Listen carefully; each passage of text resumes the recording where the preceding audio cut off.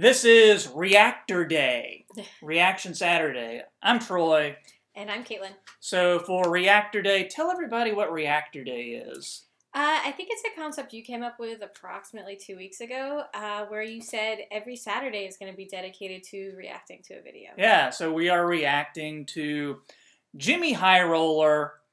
We all know good old Jimmy H. Can you solve the hardest problem in NBA history? Do you know about JxmyHighroller? I've heard a little bit about him. He is a prolific basketball YouTuber. Yeah, dude has like 100 or like a million, like 1.4 million subs or something.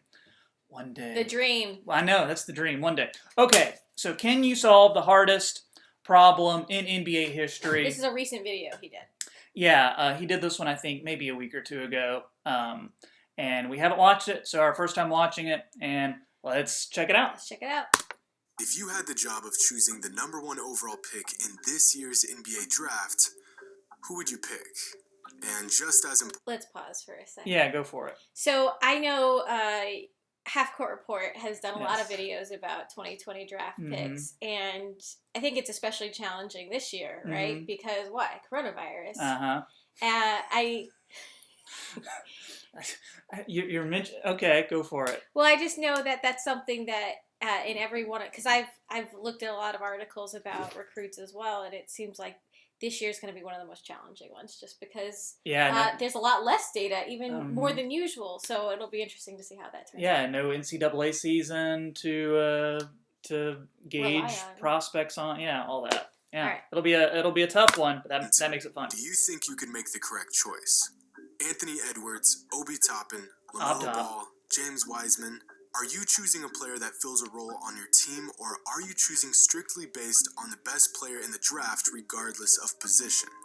In some years, the decision is pretty clear cut, Jimmy used to have the trap in other years, you could be one pick away from making a terrible decision that ripples through your franchise. Copyright. Yeah, copyright with his trap Basketball sack. is team sports. It takes an entire cohesive unit to win a championship. I don't know how. But picking the best player in any given draft class Double can propel a team in the right double direction dribble thing for is the next crazy. decade. Yeah. So, I can do that. I just who do don't you want to choose? Show off. Well, this decision is not nearly as easy as you may Did think. we do a video on Isaac Okoro? Not yet. I've been thinking about Isaac Okoro. I like his logo. Every once in a while, a franchise will use their #1 overall pick on a player that makes you scratch your head. Out of all the non-NBA prospects in the world, you chose him? Who's that? I mean, there's That gotta is be Michael a reason why dozens of scouts, Oluwakande coaches, GMs, and from millions University of dollars Pacific. worth of resources 98 concluded #1 that overall pick, I these think. players were worthy of a #1 overall pick. Okay, let's look at who these people are. Are you familiar with all these people? Well, you just mentioned Michael O. Yeah, I am. So Anthony Bennett was drafted by the Cavaliers back in 2013. He washed out of the league in about 4 years. That was the Giannis draft. Oh, The year Giannis went 15, he went #1. Wow. Kwame Brown, he gets a lot of heat. I've talked about Kwame Brown on the channel before. He played in the NBA like 10 or 12 years. First high school player. That's not a bust. Yeah, first high school player ever picked. But I mean, when you look at those career averages, kind of like, not really living up to a #1 pick. Andrew Bogut, if we're doing like tiers, if we're doing like #1 pick busts, Sure. I wouldn't call Bogut a bust at all. Andrew Bo bust? Yeah, Andrew Bo bust. I mean, he won a championship with the Warriors. He made, I think, an All-NBA second or third team. I feel like if you were on a year. championship team, come on. Is that Yeah, really I mean, that just bad? he was a legit, really good defensive player in the league. He had some injury concerns. Okay. And then Oluwakande apparently he just hated basketball. Like myself, you're probably thinking, hey, I guarantee I could make a better pick than this franchise. I mean, hindsight is always 2020. It's easy to sit back and say choosing Darko Milicic over Melo, D-Wade, and Chris Bosh was That's when he a was wearing terrible that decision headband all the time. 17 young years after Carmelo the there. fact. But making the correct choice in the moment is a near monumental task. That's Out of the Darko. last 40 NBA drafts dating back to 1980, only 12 drafts featured a #1 overall pick that was actually the best player in the draft. That I'd say the means verdict's even still most out on savvy Zion because I love Ja. Really? They got Zion as the #1 pick. I love Ja. My bias is showing. But, okay. Your bias is showing? Yes. Should I cover that up? You should. Yes. minds in the world pick the best player in the draft only 30% of the time. That's crazy. That's atrocious. Typically, GMs do a decent job as they work their way down the How many of these players can you name that are circled? So few. So few. I see Shaq. Yeah. I see Zion. Yeah. I see Anthony Davis. Yeah. 86. I think that's Brad Daugherty. Yeah, I'm not. Who's this? 82? Yeah. Looks like James Worthy. Oh, okay. I like his goggles. Yeah, that's what they did back in the day before contacts. Really? Yeah, sure. Okay. Yeah, a lot of guys they were like the... glass contacts, because my dad had contacts in the... Okay. I don't know how... Yeah, I guess that's something to look up. For sports, I don't know. Yeah, but... can you imagine a glass contact in your eye? Yeah, I don't want to do that. Okay. But there's just something about that first pick. In a 7-year stretch between 2005 and 2011, every single number 1 overall pick was not the best player in their draft class. And even with more advanced statistics at our disposal, more film available to break down, and better scouting techniques, making the right pick today is just as I thought that was file video for a second, but I guess that's Masai usually, or I thought it was like a video that you get from like video blocks or something. I'm going to give you 3 players and their college that you just pay file video. Now, all 3 of these players were in the same draft, okay. All of them one and dones. The Sixers had the first pick in this draft, and they already have a great guard running the point. With the limited information provided... He said Sixers have the first pick in this year's draft, or in the draft he's talking about. That looks like Markelle Fultz on the left. And if it's guys from that same draft, because those were Markelle Fultz's college stats there. And... I think the guy on the far right is Jason Tatum. I don't know who the number 2 guy is though. I really enjoy the premise he's building in this video, because it's very thoughtful and almost kind of academic, but it's implying that even though recruiters, agents, talent scouts try to look at all the science, the stats, he's saying that there are all these unknown, lots of intangibles. Yeah. Mm-hmm. And is it personality, or is, like he said, is it fit on the team? What is it that leads to success? But I guess what he's just saying is whatever they're using right now is totally inaccurate, or very rough measure. And I mean, some people, and hey, it's human nature. Who knows if I'd be the same way? It's like once you make it to the league, once you've got millions of dollars, it's like, okay. Do you still have that fight? Yeah. Do you still have that drive? Do you still have that fire? If you had to pick, who are you choosing with the number 1 overall pick? Well, obviously, I'll give you a moment to think about it. Yeah, sure. Because you look at all the green, so that means he's ahead of all the other guys. But I love the silhouettes. Like the far right silhouette, that should be on a jersey. Yeah, it's fun. I like that too. It's a really good image. So, have you made a decision? Hopefully, you've made the correct one. Because out of these 3 prospects, one of them has had by far the best NBA career so far. Ad time. What on earth? What is this? Hold the phone. What? Is this a Facebook ad? No, it's for Messenger. I don't know what the synchronized dancing has to do with messenger rooms. Oh, so they're trying to be like I am. With moderate to severe ulcerative colitis or Crohn's, your plans can change in minutes. What was your AIM screen name? I had a few. Your head wants to do sadly, it involved an inside joke about a crush I had in high school. Man. I know. Like, what was yours? I was a Disaster 27. Hold on. Random fact here. That was also your email, and on your first resume. I remember seeing a copy of your first, like when we were going through old things of yours, on your first resume for the first job you actually got. Your contact email was what? Disaster 27. Do you want to hire this young man? Well, it got me the CEO of Google. I know, right? Google. Yeah, the Google. So it did something right. I just feel like we need to acknowledge that. What was your next one? I've got a rash. 29. Don't hire me ever at hotmail.com. I will embezzle at hotmail.com. Yeah. Bernie Madoff number 2. Bernie Madoff. at Lycos.com. Yeah, Lycos. Oh, that was a good one. At AskJeeves.com. Yes, I liked Excite. Excite was my go-to in around like 2001. Okay. Yeah, so showing our age. Yeah. Okay. I'm 80. This number 2 dude is Malik Monk. That's an awesome name. Yeah. Kind of. Fun name.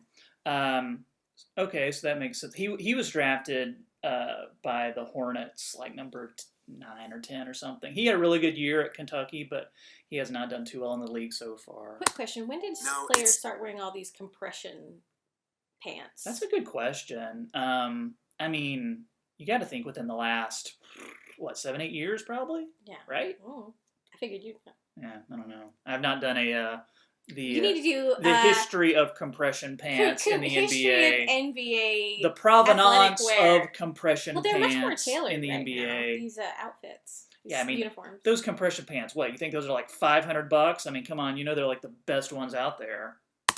Very early in their careers, but Jason Tatum has asserted himself as the best player. So you don't know that ton about Jason Tatum, but he's making a decision awesome. based He's off great. of just stats. He's like the next Grant Hill. The guy on the right, with yeah. the advantage of the next watching Grant the Hill, kid play, basically, yeah. GMs and he's scouts so across the league felt that he was only worthy of a 3rd pick in the draft. Only. If the Sixers picked Tatum only instead still of making Fultz tens with of the millions of Remember, dollars. this was the draft where the It is very Sixers possible traded that they would have made a trip to future the pick to finals go up by to now. number 1, But and they still making the correct got pick is Markel not as Fultz. easy That's as a it heartbreak. seems. And So Fultz let's has give the this yips, another shot. right? He did, Here yeah. are yeah. Where is 3 he more now? prospects. He's in Orlando This now, time- and he's doing. He'll be all right. He'll be all right.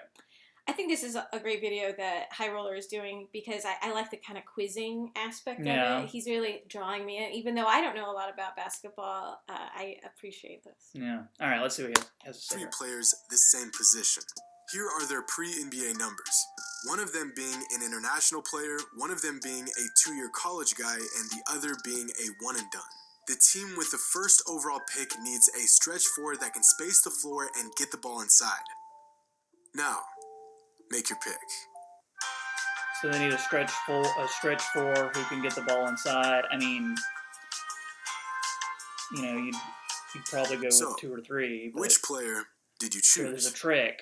Well, hopefully, it was prospect number 1. There you go. Okay. Because this player is soon to be a 2-time Giannis ends up growing MVP. 3 inches As and puts on like 40 in pounds of regards to muscle. some picks, Yeah, it is and nearly impossible why to is he predict Cream what City kind of again? player they will That's become. Milwaukee. That's So the if you nickname didn't Milwaukee. pick Giannis And in do this you know why? experiment, I can't remember. you're not alone. At the time, there was very little Yeah, evidence young that showed Giannis. that in just 6 Look at that years, guy. he would Also, become those the arms. MVP His of arms the are NBA.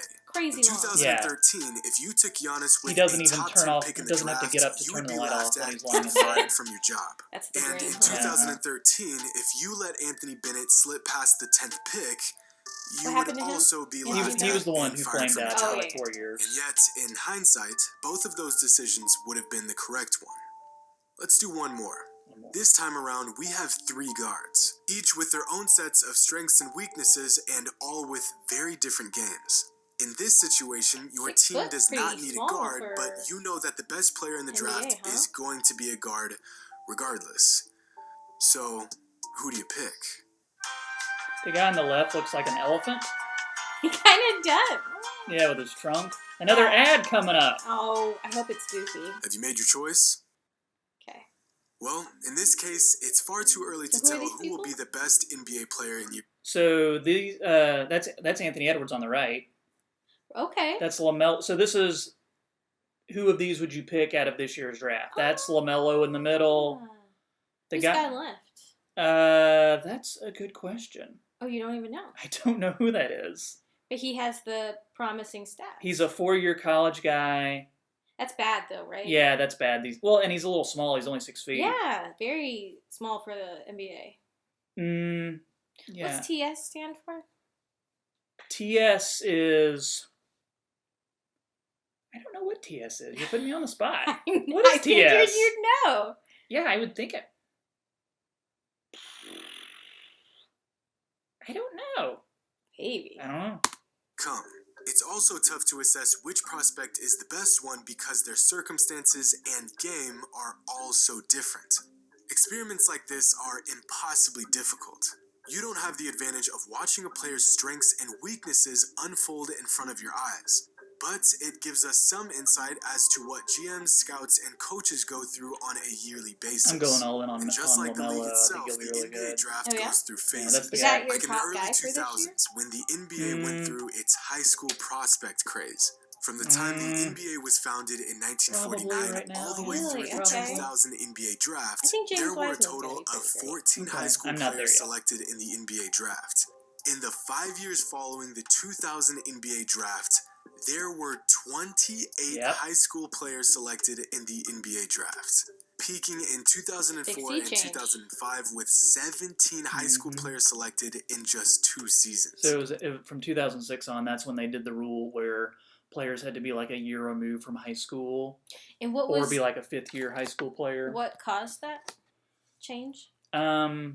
Just I think a lot of it was when they did the new collective bargaining agreement. They, I guess they kind of thought it was hurting the competition of the NBA more than anything. Of course, this was following the success of LeBron James, and the trend that followed was massive. NBA teams were chasing high school players like Robert Swift and Ricky Sanchez in hopes that they would land the next superstar. The draft was getting crazy.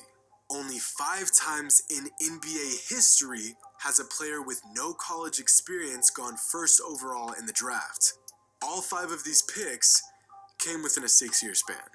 But the odds of a team making the right choice in the NBA draft those were great. Is slim. Yeah, well, Yao and Andrea Bargnani, they didn't have college experience because they were international players. Out of tens of thousands of potential prospects, the NBA draft narrows the pool of players down to about 80. 80 guys that have a shot at getting drafted. Out of these 80 players, what's this guy do with 60 graphics, of them will actually get this takes drafted. forever. I was just thinking about this. Like he's doing infographics, and that's actually a growing art form right now.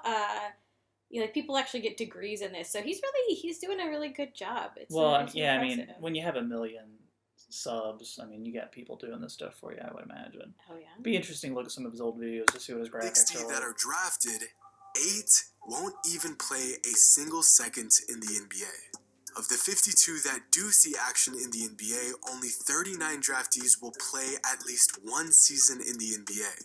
We are down to just 39 players, and we have only covered a season's worth of games of NBA playing time.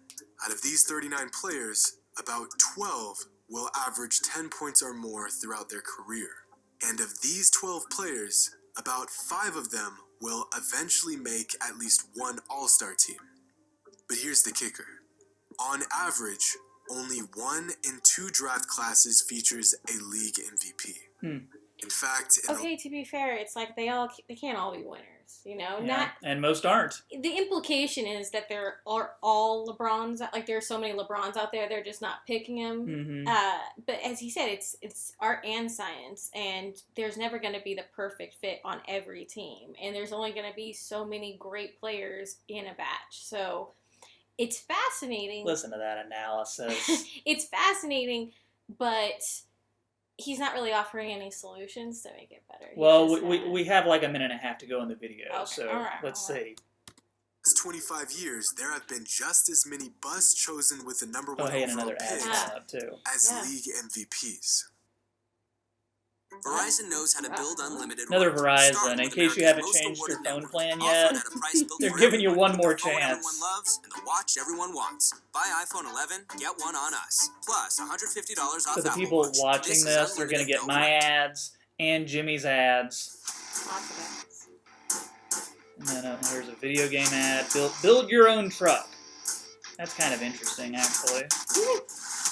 I don't know what any of that is, but it's a huge tank. Yeah, building a truck to kill other people.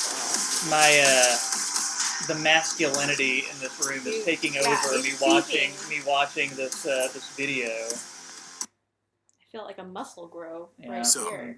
You have the honors of selecting the first overall pick in the 2020 NBA draft. As optimistic as you want to be, odds are you won't select the best player in the draft. Yep. The player you do select has about a 75% chance of becoming an all-star, and about a 1 in 5 chance of becoming a league MVP. But he also has the same odds of becoming a bust. You are in need of a lengthy point guard to bring a spark to your franchise.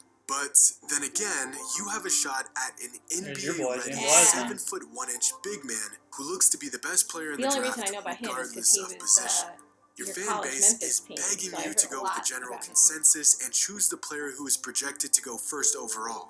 But the 2-year college guy that has proven time after time that he can perform with consistency and efficiency. If I were to rank these four, just these four, like 5 years from now, who would I, to be honest, I'd probably put Anthony Edwards 5 years from now as the best out of this group. Really? I probably would. I would say Anthony Edwards, LaMelo, Top, Wiseman. That's what I would say. I think LaMelo will be kind of he won't be great, but he won't be terrible. I think he'll just be a career player. Mm-hmm. So like a third, fourth guy. Okay, third or fourth option, okay. I think Obi Toppin will do the same. I actually think Anthony Edwards is gonna kind of fade away. Gonna bust out, huh? Yeah, and All then right. I think James Wiseman has that raw talent to really do some cool stuff. The unicorn. The unicorn, yeah.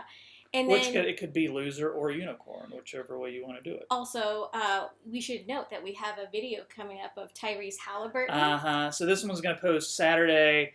Tyrese Halliburton will be the next day. And I read about him when you were doing some research on him, and he sounds like everyone just loves his winning personality. Well, you did a lot of research on Halliburton for me, which I appreciate because I was busy. So. It sounds like his college coach says he'll be the next governor of Wisconsin one day, which I think that's impressive to say. Yeah, very much so. All right. Starting to look like the most reasonable pick. 5 minutes on the clock, and your team is on the board. Make your pick. It really creates that drama, huh?